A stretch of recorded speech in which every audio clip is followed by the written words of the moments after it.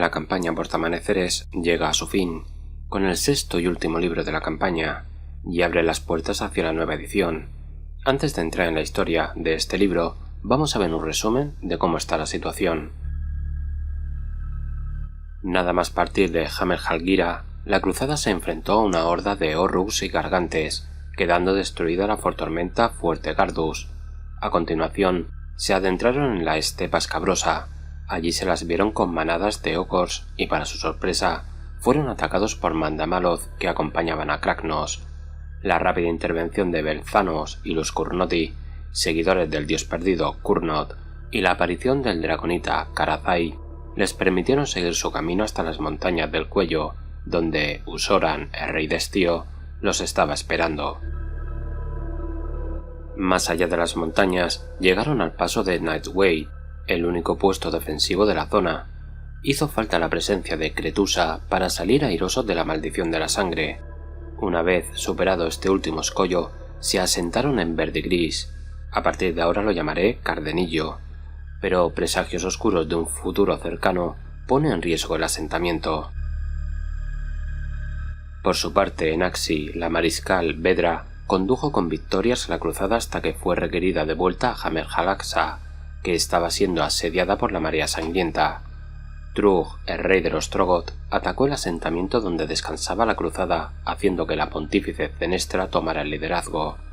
Gracias a la ayuda de los Matafuegos y la banda de los Garra Negra, avanzaron por las llanuras de Axi, superando un enfrentamiento con los Idoneth. Más adelante, los Pudrealmas envenenaron el principal suministro de agua. Zenestra desvió la cruzada hacia una antigua ciudad en la cadena damantina, y con sus conocimientos esotéricos se purificó la maldición. En aquel lugar se asentaron, pero la amenaza fantasmal de los Noctánimas atacó antes siquiera de haber levantado defensas. De nuevo fue Zenestra quien llevó a la cruzada a salir airosa. Por otra parte, en Hammerhall, la Orden de Azir descubre el plan de los Mordaces para introducir la sangre de Usoran en la ciudad, y con la ayuda de Cretusa echan el plan abajo. De la sangre entregada libremente con lealtad, una ciudad se alzará y otra se dividirá. Veamos qué cruzada consigue su objetivo.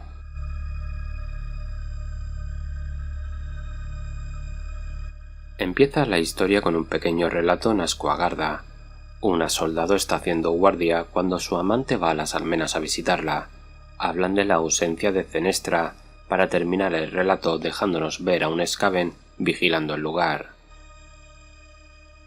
Saltamos a Ghyran para ver el futuro de la cruzada y el nuevo asentamiento de Cardenillo. Abraxia llegó hasta el nuevo asentamiento conduciendo al temido primer círculo de la guardia de Varan. Poseía a Gorbolga, un arma forjada en varanita que hace transmutar a todo el que hiere, y va montada en Thanatorg, un vástago de Varanthrax. Ysthira Thorian contemplaba la situación con una extraña indiferencia.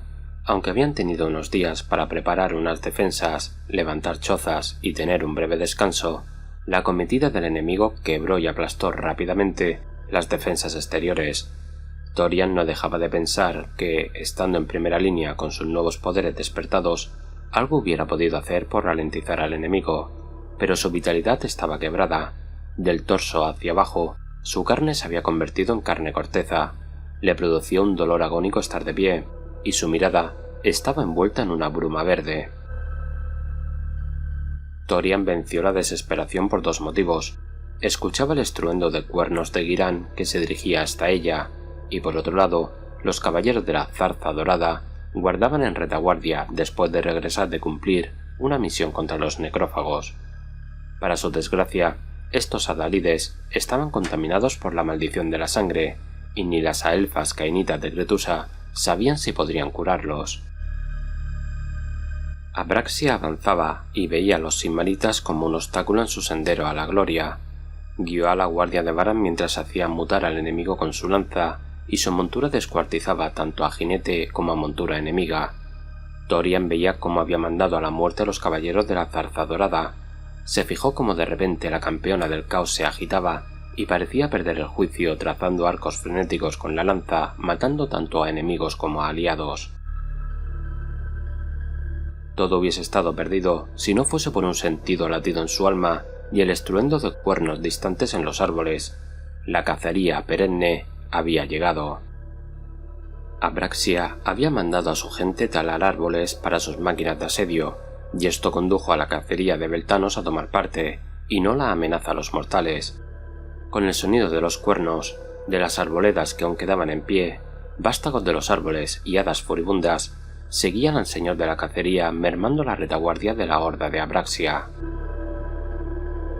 La mano derecha de Archaon dio media vuelta y cargó al nuevo enemigo, pero las primeras espadas son todos campeones, y una parte desobedecieron la orden de cargar al nuevo enemigo para seguir masacrando en el interior de Cardenillo.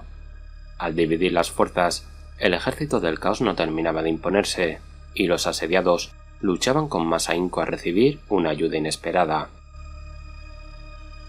Thorian volvía a sentir la misma sensación que le invadió en la estepa escabrosa. Ghyran la llamaba, y ella se desplomó inconsciente. Las espadas del caos no daban tregua, y luchaban ya cuerpo a cuerpo contra los furiosos Kurnoti. Abraxia incendiaba el bosque con fuego disforme del caos con su lanza, quemando árboles y enemigos por igual, hasta que su mirada se cruzó con la del árbol diablo descomunal y su monstruosa montura que avanzaban hacia ella. Abraxia parpadeó como vacilante, de su boca le goteaba saliva, su alma huyó como un lobo con ansias de probar sangre y savia, se sentía afligida por algún mal y no podía entregarse a un combate imprudente. Los sentidos la habían traicionado, proyectando al enemigo imágenes de caballeros con armaduras perforadas por ramas y a sus propios guerreros con armaduras de plata deslumbrante. Nada de eso era cierto, la sangre que le salpicó e ingirió le estaba haciendo perder la cabeza. Cabalgó hasta el campamento, se hizo un corte en la lengua, llenó un cuenco y lo colocó en un santuario octádico. Una visión del gran mariscal se le apareció reprendiéndola por aquella distracción. Abraxia le pidió consejo para superar aquella maldición, y Archaon la encomendó a robar el fuego de los dioses mentirosos. Aquel fuego se encontraba en una ciudad envuelta en una bruma de ámbar, sobrevolada por bestias con alas de hielo y fuego, una de las mayores fortalezas del dios rey. Abraxia le prometió a Archaon que la tomaría en vez de Cardenillo. En otra región de Ghyran se alza Fenicium. Esta ciudad fue una de las 3 semillas de esperanza que se fundaron después de la guerra por los reinoportales. La ciudad es mucho más antigua.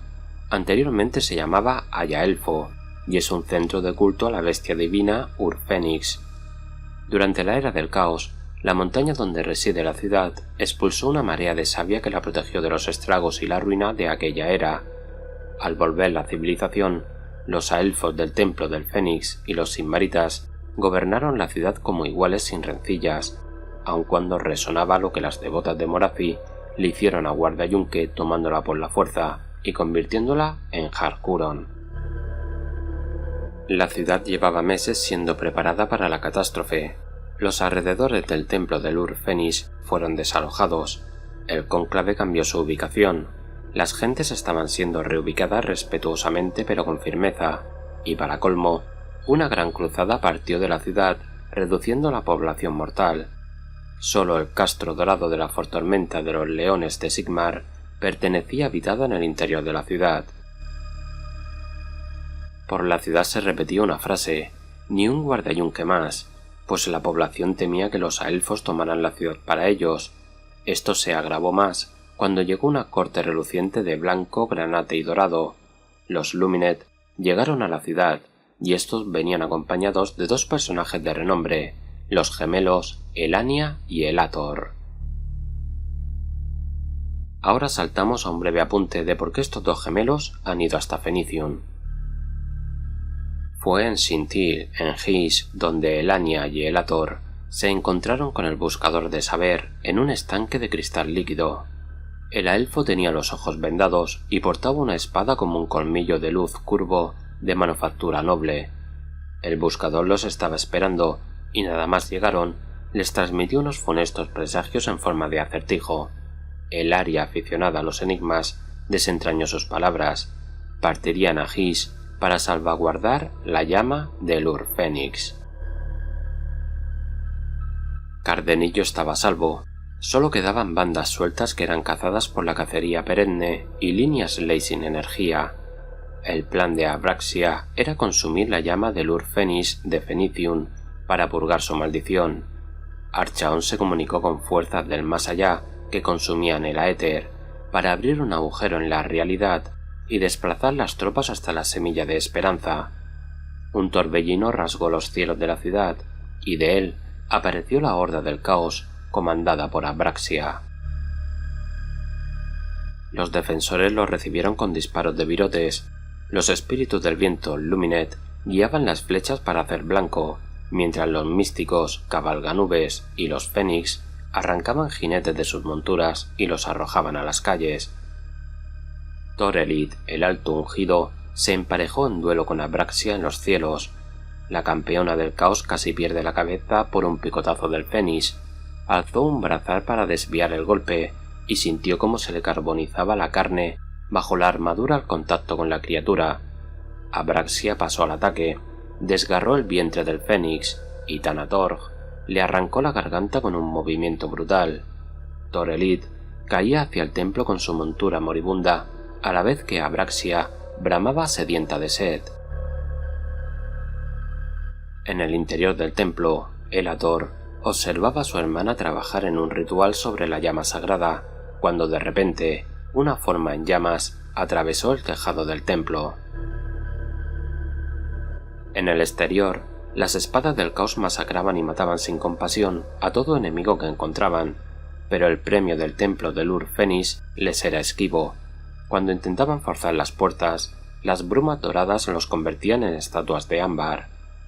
Los pocos forjados en la tormenta luchaban codo con el gremio libre y clanes desposeídos intentaban ganar tiempo para que los ciudadanos huyesen a los páramos circundantes. Los Luminet aguantaron tanto como el que más, hasta que finalmente su línea defensiva cedió. Abraxia se abrió camino hacia el templo. Sus visiones le hacían ver a los Luminet como engendros mutantes. A las puertas del templo dio muerte al Lord Regente Minaet, y las brumas del templo se disiparon quebrando sus protecciones. La Guardia del Fénix, conocida por su voto de silencio, empezó a entonar canciones sobre el fin y el renacer mientras se batía con las espadas del caos. Los últimos Luminet que quedaban se unieron a ellos. Para Abraxia, aquella cacofonía era atroz. Se abrió paso hasta la cámara central y halló a Thorelid el alto ungido. Sus ojos estaban iluminados con fuego, y de su espalda le salían alas de incandescencia etérica que lo engulleron en una llama santa. El constructo espíritu que se formó en torno a Thorelid se asemejaba al más majestuoso de los fénix. Abraxia entendía qué había ocurrido. La llama divina se había vinculado a la elfo. Abraxia ordenó cargar a su montura. El espíritu fénix proyectó una llamarada de fuego que tumbó a Thanatorg, pero aquella bestia descendía de la temible Barantrax, y el fuego sagrado no la dañaba. Abraxia esquivó unas llamaradas y dio una estocada con su lanza Gorbolga. El ala del avatar lo interceptó, pero quedó dañada por el poder de la mutación del arma caótica. El espíritu fénix retrocedió y batió las alas enviando una pared de fuego que derretía la armadura caótica y la fusionaba con su piel. Abraxia era la mano derecha de Archaon. El sendero a la gloria es para los más aptos. No se había enfrentado a la muerte sin miedo y no decaería ahora estando tan cerca. Cuando el espíritu fénix se dispuso a dar un último ataque para zanjar el asunto, Abraxia, con una lanzada, clavó la punta en el centro del espíritu, ignorando el fuego que consumía su brazo. El elfo se estremecía. La forma del fénix titiló, convirtiéndose de nuevo en Thorelid. Entonces Abraxia lo acercó a ella. Haciendo caso omiso a las lenguas de fuego que la invadían, hincó los dientes en la carne de Thorelid y comenzó a devorarlo vivo. El templo se llenó con gritos agonizantes de ambos. Entre los habitantes que huían de la ciudad estaban los gemelos Luminet. Elania portaba las manos juntas como formando un cuenco con una luz blanca, un ascua arrancado del fuego divino, antes de que se fusionara con Thorelid. Los gemelos corrieron hacia la maraña del bosque de Cuogmia, dejando tras de ellos las llamas que devoraban Fenicium. Cardenillo se mantenía en pie, en ruinas pero en pie. Solo se necesitaba tiempo para volver a construir lo perdido.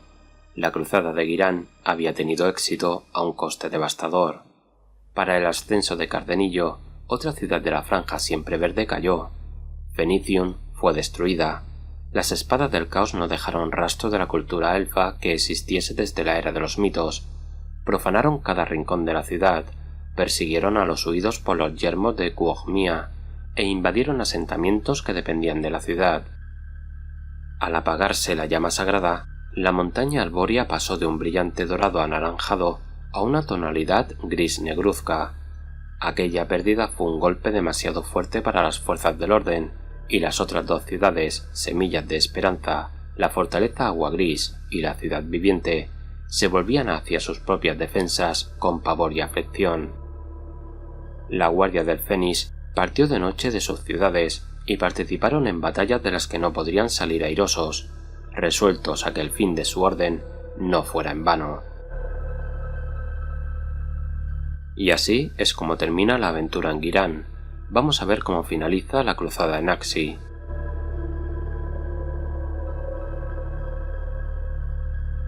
Las noticias eran alentadoras. El asentamiento había superado la adversidad y se erigía con cimientos fuertes.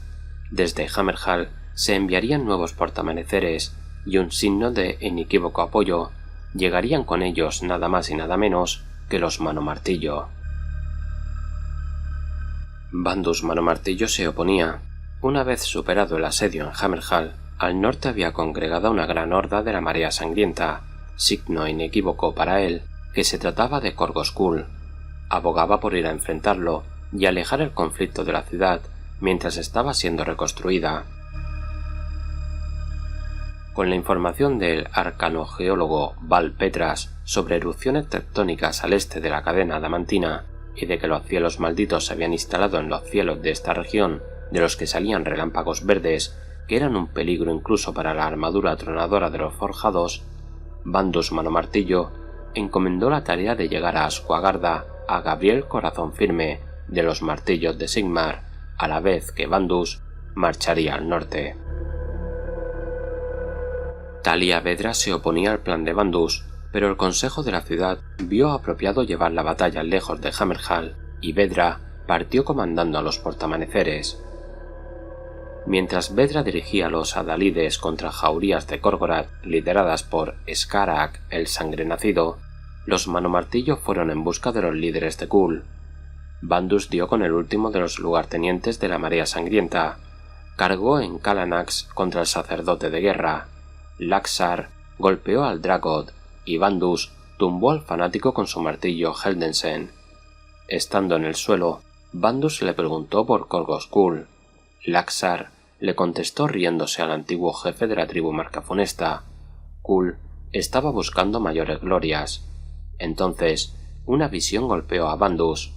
Un guerrero dorado con espada rota, y sobre él una figura gritando como un hombre y rugiendo como un mastín. Al fondo se veía una ciudad ardiendo de color esmeralda.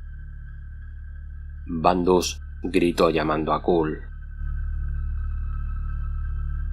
Nos desplazamos ahora al sudeste de la cadena adamantina. La tribu Pacto Oscuro Roba Sangre se reunió con una figura jorobada y encapuchada de la cual le salían colas de rata retorciéndose. Llegó a un acuerdo con las tribus en nombre de Archaón para corromper la tierra con piedra bruja y poner más difícil la expansión de portamaneceres. La tribu aceptó el trato, primero por ser orden de Archaón y segundo porque con anterioridad habían decapitado al líder de un asentamiento duardino matafuegos y habían sido otorgados poderes por aquello. Cuando empezaron a llegar las demás tribus Pacto Oscuro, el Skaven se dispersó en un enjambre de ratas. Los últimos en llegar fueron los Bran. Gunnar Bran era su líder y el principal rival de Tanari de los Robasangre. Todos los clanes estaban presentes excepto el clan Urhogs. Ambos líderes rivales decidieron ir a las tierras de los Urhogs que andaban cerca, y lo que encontraron fue un pueblo masacrado y la tierra corrupta y destrozada. Encontraron al caudillo Urhox en la casa comunal. Estaba irreconocible, su carne medio derretida, y le sobresalían colas y colmillos. El icono sobre él de los 4 dioses úrsidos formaba la runa de la rata. Los Pacto Oscuro llegaron a la conclusión que si aquello era lo que los Skaven les iban a hacer, no era lo acordado, y así decidieron ir hacia la locura de Chakrik, la mayor madriguera Skaven de la cadena adamantina. La tierra de los Skaven estaba contaminada y llena de grietas, que latían con un color verde espeluznante. Encontraron un túnel tras un risco y elaboraron un plan. Las tribus atacarían abiertamente la locura de Chakrik, mientras unos pocos elegidos se infiltrarían por el túnel hasta llegar donde se depositaban los cristales de piedra bruja y destruirlos. La incursión duró días en los que se escuchaba campanas que tañían en la oscuridad. Mientras en la superficie se combatía, en el túnel llegaron hasta un pequeño fuerte armado. Los defensores dispararon a los atacantes y estos cargaron por el inmenso túnel, que parecía más una abertura de escape de la ciudad de Skaven que un pasadizo secreto de entrada. Finalmente los Pacto Oscuro dieron cuenta de los Skaven, y cuando el ruido de la batalla cesó, se oyó a lo lejos el tañido de campanas. Durante 3 días los sangrejurados acorralaban a Gabriel y a sus guerreros al borde de la cadena adamantina, mucho antes de poder llegar a Ascuagarda. La figura de Korgos Kull animaba a sus guerreros mientras miraba al horizonte. Gabriel llegó a la conclusión de que Kull esperaba a Bandus, y a lo lejos se oyó el rugido de los truenos. La cabeza de un Lord Celeste era el precio de la daemonocidad. Ya la cortó hace mucho tiempo. Hattos, Melena Dorada, había caído en la península de Azufre, pero se le había negado su ascenso prometido por culpa de Bandus Manomartillo, que derribó su pirámide roja y liberó de su garra la península de Azufre. Antes de ser Bandus, era Ben del Puño Negro.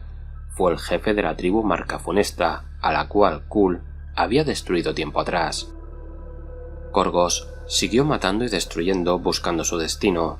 Conquistó Orbe Infernia, aunque mediante hechicería se revertió su victoria. Destruyó la ciudad seimarita de Amplia y Luminosa. Llenó los ríos de sangre en Rondol, en Gur, a orden de Corne, y a su regreso a Axi batalló en la cadena adamantina. La obsesión por Bandus era solo suya, pues nunca ningún demonio de Corne le mencionó destruir al Lord Celeste. Bandus regresó a Hammerhall después de la victoria en Propagación Cruel. Pidió a los videntes del Pispicarium que le señalaran la posición de Gabriel y usaron el puente estelar de la Fortormenta para llevar a él y a sus guerreros a la lucha.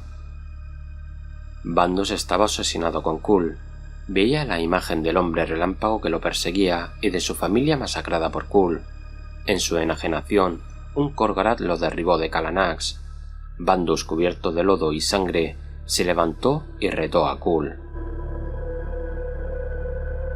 Kull quedó decepcionado. Había esperado este momento demasiado tiempo, y ahora, frente a él, solo veía una figura que gritaba incoherencias. Aquello no era la prueba de su ascensión. Korgos, dirigiéndose a Bandus, le dijo: «Tus hijos eran presas más dignas que tú». Dio la espalda a los Manomartillo entre gritos de Bandus y cargó abriéndose paso hasta Gabriel Corazón Firme.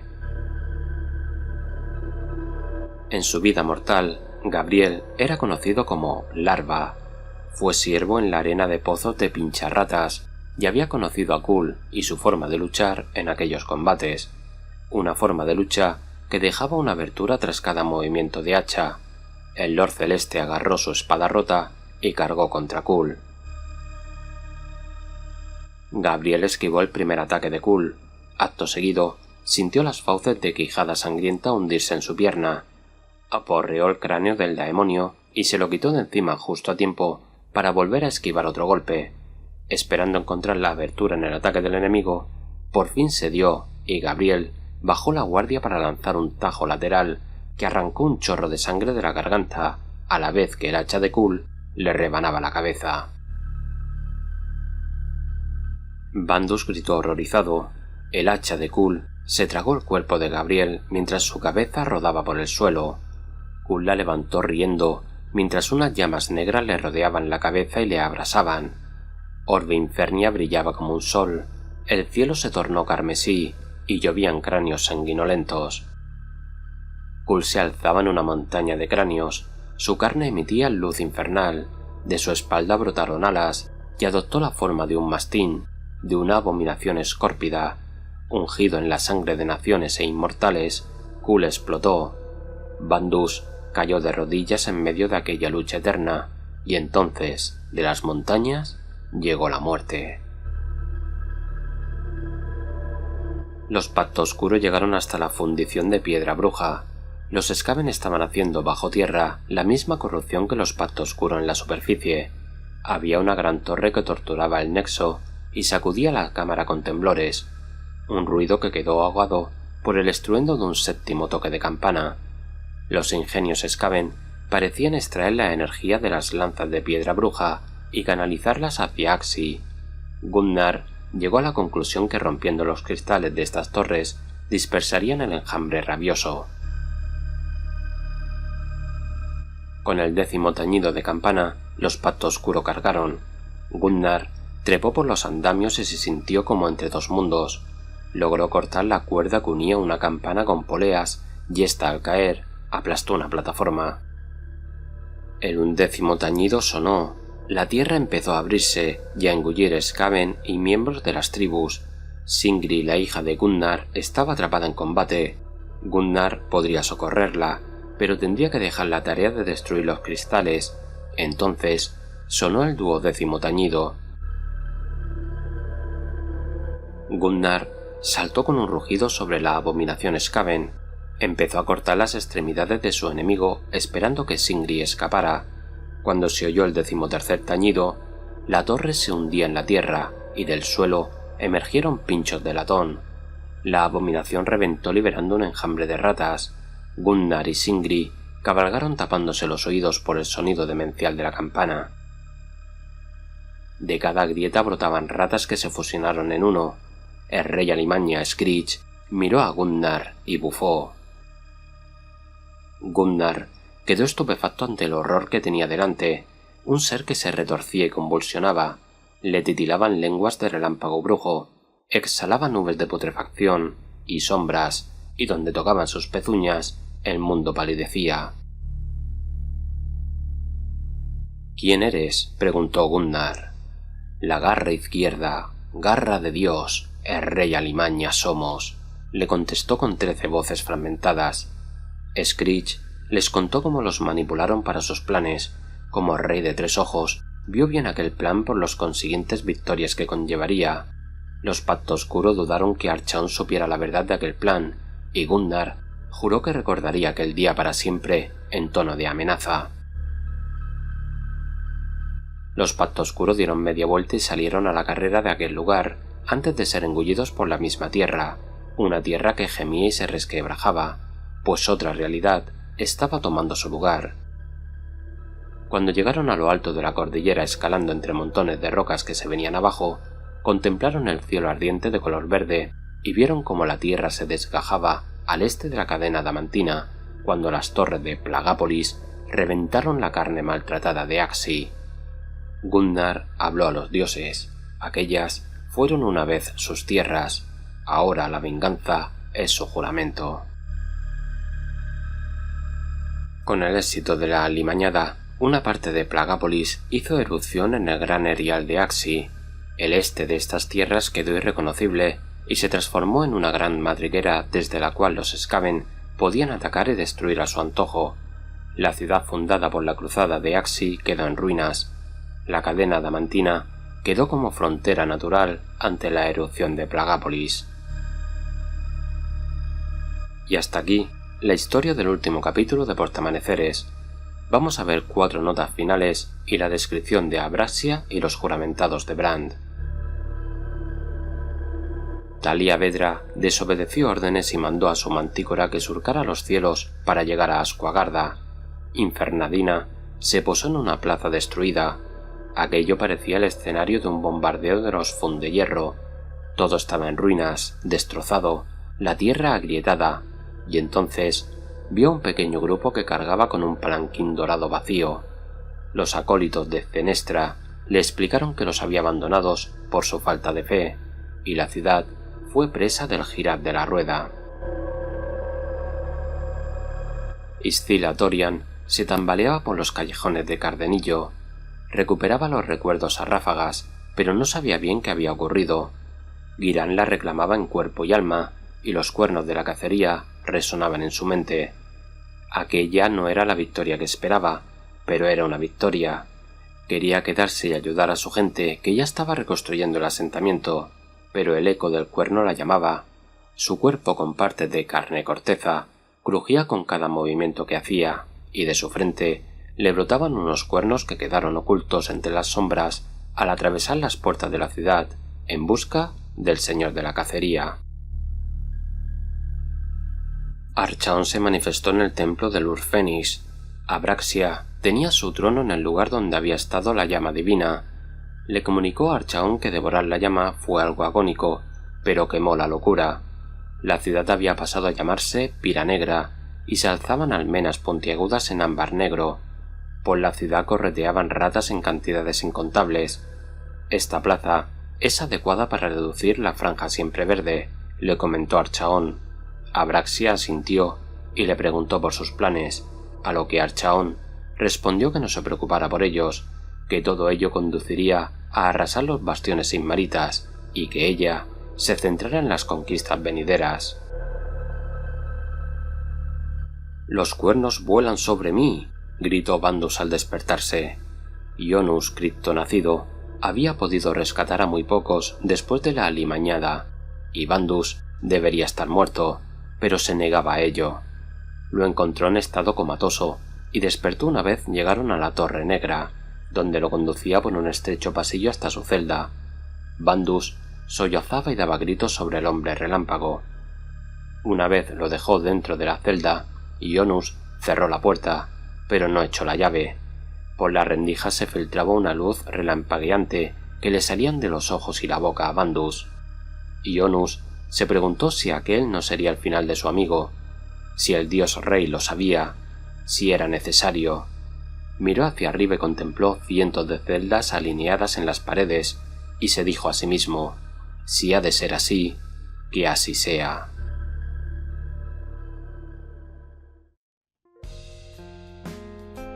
Vamos ahora con la descripción de Abraxia y los juramentados.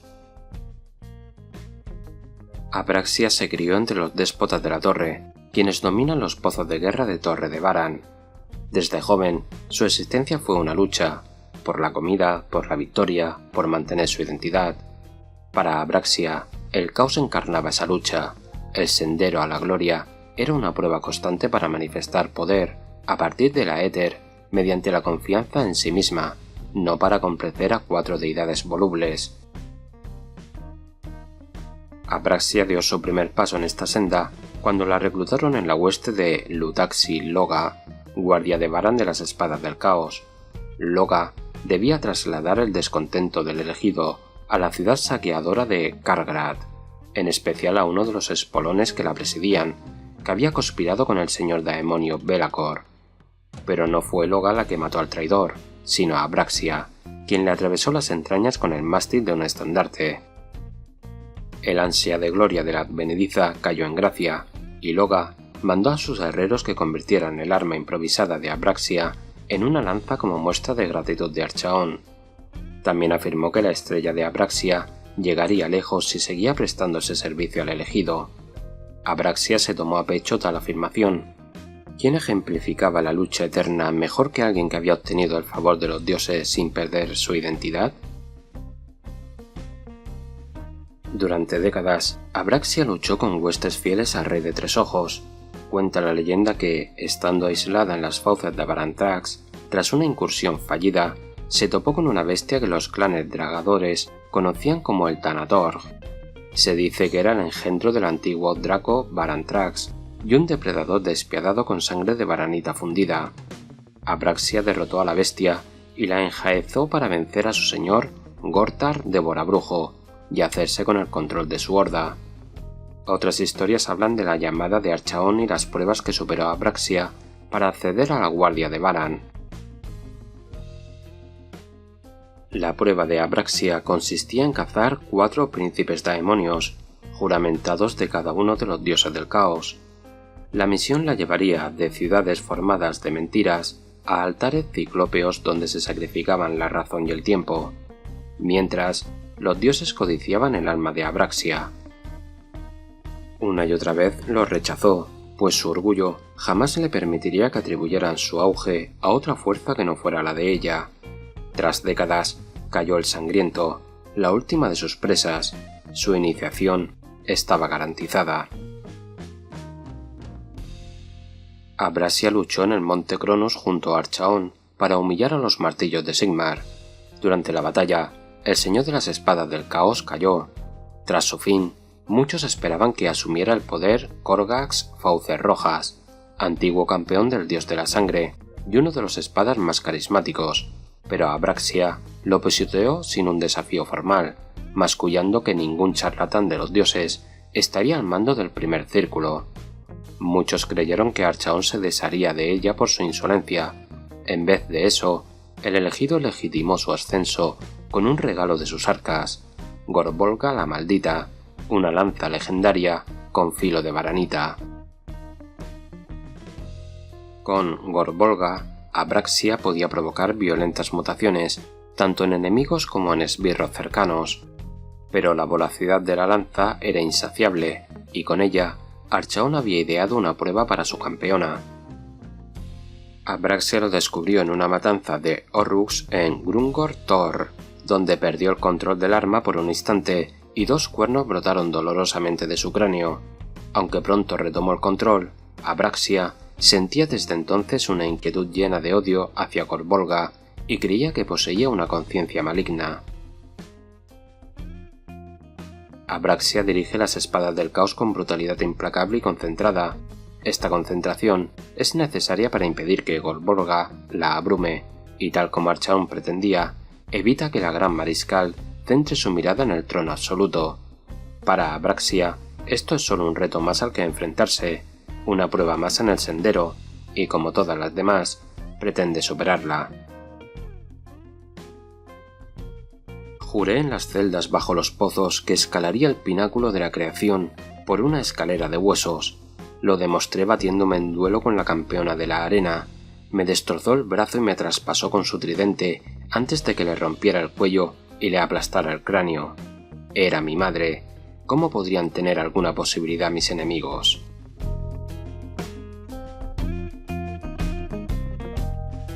En el este del Gran Erial, los Bran están considerados una tribu especialmente despiadada de guerreros Pacto Oscuro. Para dirigir a estos asesinos se requiere fuerza maligna y poca piedad. Gundar Bran y sus juramentados son campeones a la altura de esta fiereza. Aspiran a obtener la fuerza que ofrecen los dioses oscuros a la manera tradicional de los señores de la guerra Pacto Oscuro, jurando llevar a cabo los actos más extenuantes y sanguinarios en su nombre. Aunque estas victorias están dedicadas a los dioses, Gundar y sus hermanos no ansían coronas emponzoñadas ni las marcas de los dioses como recompensa, solo buscan la fuerza de destruir a quien se oponga a sus ambiciones mundanas de conquista. Al fin y al cabo, las leyendas de los Pactos Oscuros hablan de aquellos que aceptan sin reparo la ayuda del caos y se entregan en cuerpo y alma a los caprichos de esos poderes perturbados. Es un estado al que los Bran y sus aliados han jurado no sucumbir, aunque siguen potenciando su fuerza mortal natural con regalos divinos de cada victoria que logran. Gundar y sus juramentados recorren una senda estrecha sobre el abismo de la ruina, pero lo hacen con convicción, pobre de aquel que intente detenerlos. Gundar Bran. Leyenda viviente de las tribus de los Picos Nevados. Dicen que cuenta con el favor de los poderes oscuros. Es una reputación que incomoda al jefe tribal, pero aún así negociará a regañadientes con los dioses para obtener la fuerza necesaria para reclamar las victorias. Singri Brand. Atrevida y descarada, Singri es quizá la amazona y tiradora con mayor talento de los Picos Nevados. Aunque comparten su escepticismo hacia el caos, Gunnar a menudo choca con su voluntariosa hija, pero su vista aguda le ha salvado en muchas batallas. Dendrel Marcaferoz. Heredero del roto linaje Marcaferoz, Dendrel rechaza la antigua nobleza de su pueblo. Alto, fuerte y dotado para la herrería, es la mano derecha de Gunnar, y su presencia imponente contribuye a mantener a raya las tribus. Reina guerrera Tanari. Tanari, de los Robasangre, ha sido mucho tiempo la mayor rival de Gunnar, aunque ambos se tengan un respeto mutuo. Tiene pocas reservas a la hora de servir a los dioses, pero no permitirá que nadie amenace a su pueblo. Nadja la Quebrada. La chamán Nadja la Quebrada ha servido durante mucho tiempo a Brand como vidente y portavoz de los dioses. Devota de los poderes oscuros, no echa en cara a Gunnar su desdén. Para Nadja, el destino de él ya está escrito.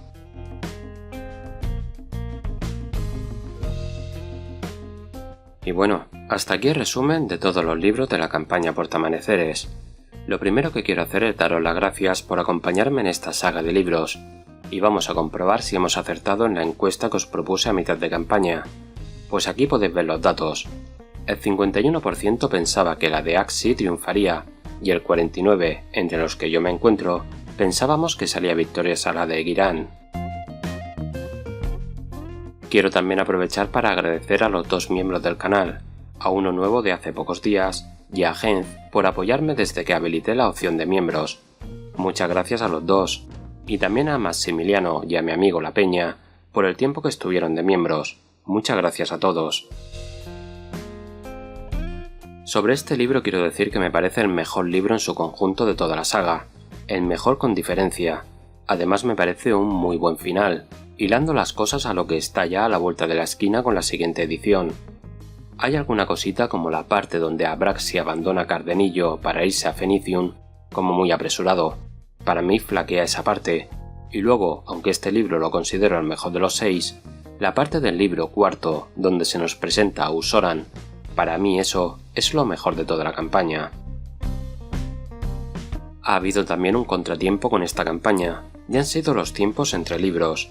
El libro 1 salió en julio de 2023, ha pasado un año para tener la campaña completa, pero aparte de un año es que entre libros, por ejemplo del 1 al 2, que salió en septiembre, pasaron 2 meses, luego tuvimos al mes siguiente el 3, después pasaron 2 meses hasta el 4. No ha habido una constante de un libro al mes o un libro cada 2 meses, sino que lo sacaban al tuntún.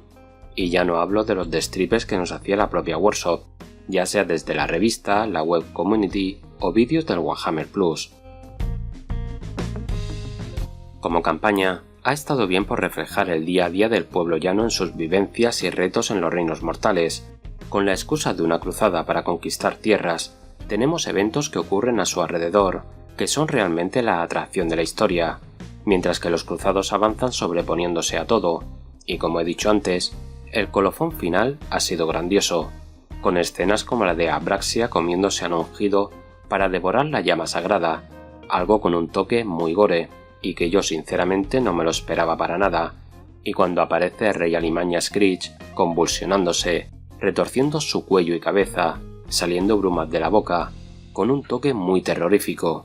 A mí en lo personal me ha dejado un muy buen sabor de boca este libro y con ganas de más, y creo que ese era el objetivo final, enganchar al público para recibir con ilusión la nueva edición. Por suerte en los reinos mortales caben tanto historias de dioses, bestias divinas o soldados rasos, porque la consistencia de este mundo de fantasía es creíble y hace posible que cualquiera de estas historias vivan en un mismo universo. Haré un próximo vídeo con 4 relatos de Warhammer Community que son un apéndice final de la campaña Portamaneceres, y ahora me centraré en cosas que quedan para desarrollar en un futuro. Yo estaba convencido que en este último libro se nos hablaría más de Zenestra y explicarían mejor qué clase de ser es ella. Por ese lado ha sido toda una decepción. Solo se la nombra al final para decir que abandona la ciudad, pero sabiendo que conoce muchas cosas sobre la muerte y que bajo Ascuagarda hay un portal hacia Siis, no me extrañaría nada que lo haya traspasado y haya ido a recuperarse a algún lugar conocido del Reino de la Muerte. Tendremos que seguir las andanzas de esta señora en un futuro, porque esconde demasiados misterios. Una cosa que nos queda claro es que los Cournoti están a la vuelta de la esquina. Aquí se confirma lo que en otras publicaciones nos contaban. Para ser seguidor del dios Cournot o de Alariel, no necesitas ser una elfo.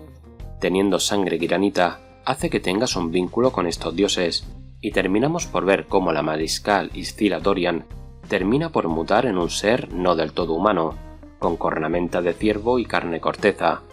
Y aquí voy a abrir la puerta a dos opciones. Una que es la que yo creo que veremos en la próxima edición. Una renovación Sylvaneth orientada en Cournotis, con seres a elfos faunos, humanos con mutaciones arbóreas, etc. Pero yo no descarto que Ciudades de Sigmar no vaya a mantener a elfos y humanos. ¿Y si quizás Ysthila Dorian agrupara a los cruzados que se unieron a la cacería perenne y forman nuevas unidades para Ciudades de Sigmar, sustituyendo la parte a elfa de Fantasy? Sería una manera muy interesante de darle la variedad de razas que casi todos queremos que se mantenga en ciudades, con una visión de los reinos mortales.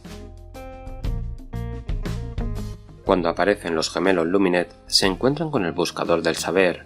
¿Estamos viendo aquí por primera vez a Tyrion? A mí no me lo pareció en el momento de la lectura. Me lo tomé como lo que ocurrió en la anterior saga de Reinos Rotos. Cuando aparece el Duardin Grombrindal, se podía haber confundido con Grundni, que venía a echar una mano a su pueblo, pero resultó ser Grombrindal. Quizá este buscador del saber sea un enviado, un avatar de Tyrion, su mano derecha, no lo sé, pero sí hay cosas que nos dan que pensar que pudiera ser Tyrion. El buscador del saber lleva una venda en los ojos, tiene una espada curva reluciente y premoniza el futuro. Pues bien, os dejo una descripción de lo poco que sabemos de Tyrion. Poderoso guerrero elfo vestido con una cota de malla brillante y con una venda plateada atada a los ojos. Empuña una espada tan brillante que los mortales no pueden mirarla directamente durante mucho tiempo sin quedar cegados. Además de ser guerrero, es filósofo. Que cada uno saque sus conclusiones.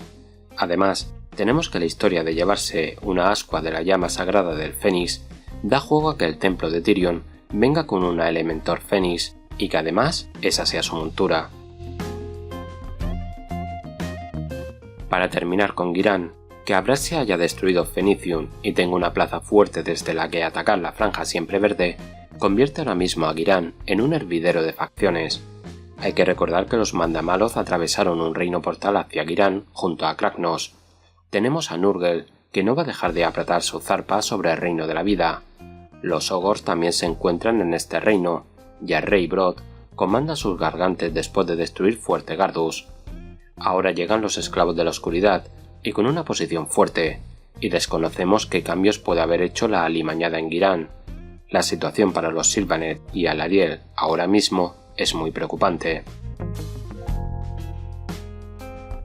Una de las mejores historias alrededor de la cruzada es la de Bandus vs Khul.